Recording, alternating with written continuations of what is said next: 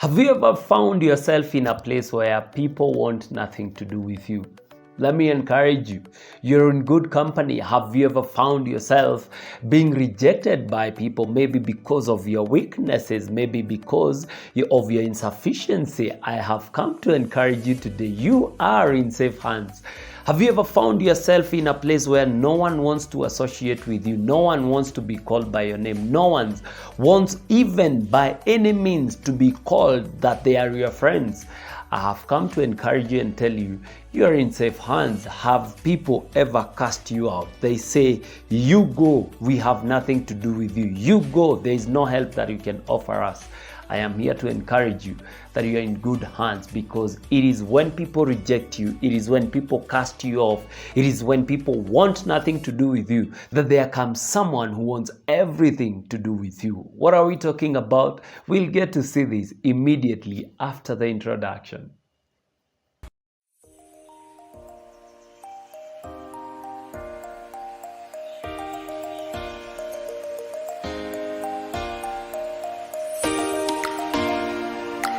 Let me surprise you, my friend. People will always find a reason not to associate with you. Moreover, when you're broke, people will want to find every reason not to associate with you when you're a failure. People will want nothing to do with you if there is nothing that they can get from you. And this is life. This is reality. And moreover, when they know that at any moment in your life you can become a threat, they will cast you out. They will throw you away. They will reject you.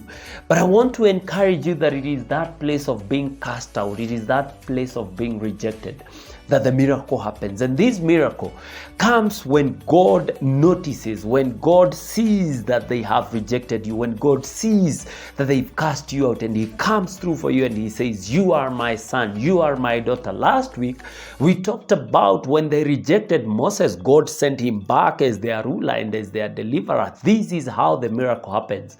And I want to show you that in the Bible, when people reject you, you should never be scared, you should never be afraid. Actually rejoice. And this is in the book of John chapter 9. There is this guy who was born blind. I envy this guy because he has a whole chapter of his story alone. John chapter 9 talks about the blind man, and he was born like that, and Jesus comes through and he gets him to see. And now the Pharisees are jealous and they're asking him, how did you see? And I want us to read John chapter 9, and I want us to read verse 32. This is what the Bible says, that nobody has ever heard of opening the eyes of a man born blind.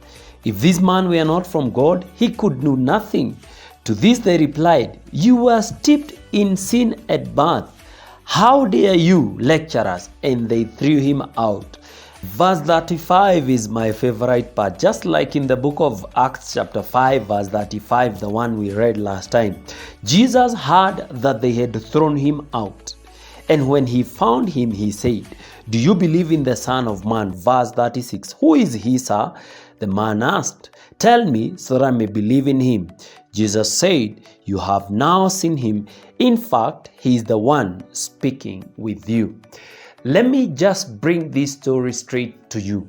You can never find anything that you're not looking for. You can never go out and say, found it. And in the first place, you were not even serious when you're looking for it. And when verse 35 says that when Jesus heard that they had thrown him out, and when he had found him, it is when people throw you out that Jesus takes the initiative of finding you. It is when people actually cast you away that God takes the initiative of looking out for you. It is when people have nothing to do with you that God comes and has everything to do with you.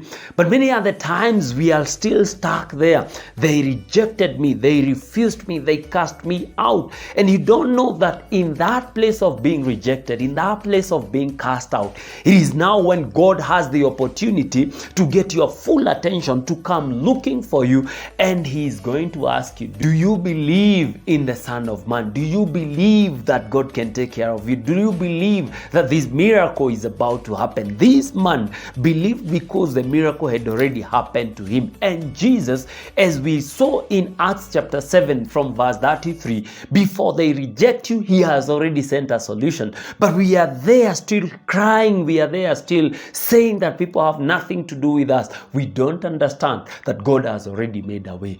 When they sent you out, when they cast you out, when they want nothing to do with you, that is exactly when God comes through and says, you are my son, you are my daughter. I want everything to do with you. I will send you back as a man of influence. I will send you back as a person of influence because I know you and I have prepared this for you. And I want you to rise and become the person that they can never do without.